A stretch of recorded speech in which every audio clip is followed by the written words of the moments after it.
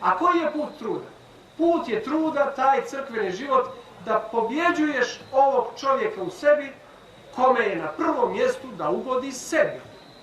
Ako je meni na prvom mjestu da ugodi meni, ja nemam mnogo mjesta da slušam tebe. I ko treba da sluša tebe? Tebe treba da sluša neko ko je savladao potrebu za sebi, za ugađanje sebi, za samoljub. A to nije laka priča i to nije laka disciplina. Neki ljudi su to uspjeli. Neki ljudi su uspjeli da pobjede sebe. Neki ljudi su uspjeli da pobjede ovaj svijet. Što kaže Akatis koji smo sad čitali. Raduj se, Sveti Vasilije, što si postom i bdenjem posramio sve lažne čari svijeta. Ovaj svijet ima istinske čari, ali ovaj svijet ima i lažne čari. Lažne čari svijeta su vezani upravo za našu egoističnu potrebu da sve upotrebljavamo u svoje svrhe. Ako vidim neko lijepo auto kod nekoga, ja ću se truditi da imam ja to auto ili bolje od toga. I sve ću pare potrošiti da imam najbolje auto od svih. Ne samo radi toga što auto lijepo izgleda, nego što auto ima neke sve. Ako vidim, znači, negdje da je neki dobar restoran, potrudit ću se da ručam najbolju hranu, da ljetujem na najljepšem mjestu, da sve ću sile svoje upotrebiti duhovne materijale da meni bude dobro. To su lažne čari svijeta. Prave čari svijeta su ove. Da ovom životu čovjeka koji se upokojio prije 300 i više godina neprekidno prilaze kolone istinski osjećajući ljubav ovog čovjeka. Čovjeka koji pobjedio sebe, pobjedio svijet i daje svima utjehu. I nijesam vidio čovjeka, ja nijesam vidio čovjeka, koji je odavde otišao bez neke utjehe. Nije svak otišao iscijeljen od bolesti. Nije svak otišao sa riješenim poslovnim problemima. Nije svak otišao sa riješenim emotivnim problemima. Ali svak je otišao sa utjehom. Svak je otišao sa razlogom da vjeruje da može da pobjedi svoje probleme. To je ono što vidim i čega sam svjedok ovdje na ovom mjestu. Ovo je mjesto pobjednika. Ne pobjednika nekih osionih na drugim ljudima. Ovo je mjesto pobjednika, ljudi pobjednika nad svojim problemima. Neki ljudi do kraja života vuku neke svoje probleme.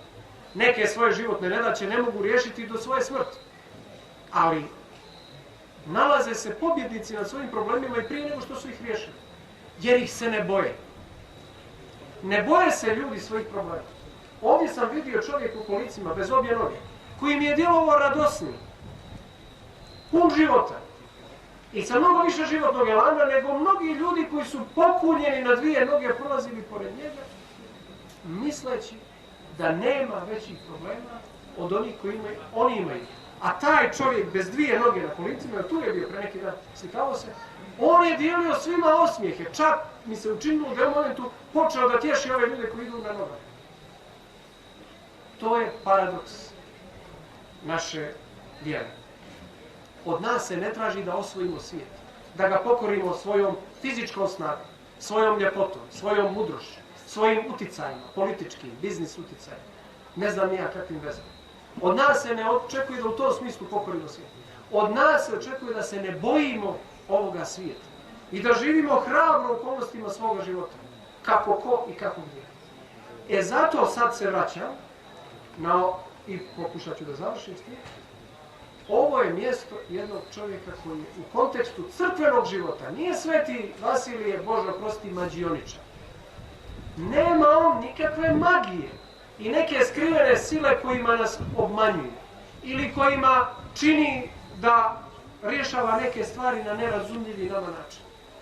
Sveti Vasilije je hrišćanin, svetitelj Hristov, koji je pobjedio, dakle, lažne čari svijeta, koji je pobjedio ovaj svijet u sebi i oko sebe, crkvenim životom.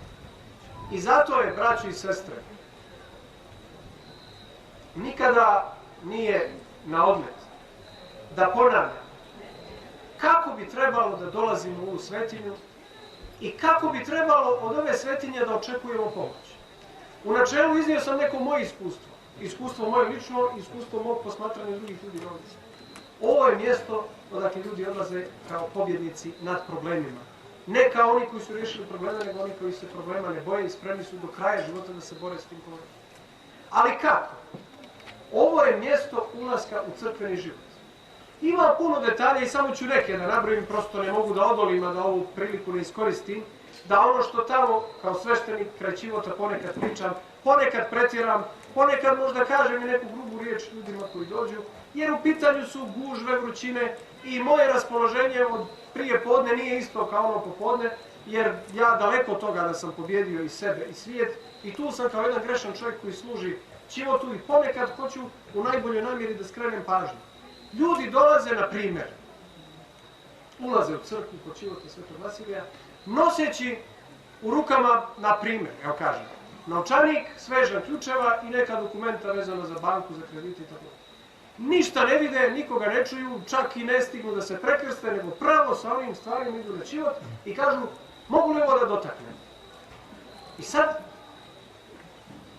ja kao sveštenik, znajući da sad tu treba mnogo više da se obrati pažnja i da čovjek mnogo više misli na to da je ušao u crkvu i da on mora u svojoj duši da se dotakne Boga. Pa će onda i ključ i novčanik i kreditni papiri biti manji problem. Čovjek dolazi sa mišlju da će doticanjem života negdje tamo u nekoj banci ti krediti da se poslože i da će onaj ključ uvijek da pali kola koja nikad neće imati nijednu grebotinu, a da će novčanik, koji možda i prazan se tamo nastavlja na ovaj život, uvijek biti dovoljno pun da nikad ništa ne fali. E to je, braćo i sestre, magija. I to nema veze sa Svetim Vasilijem ni sa pravoslavnom crkvom.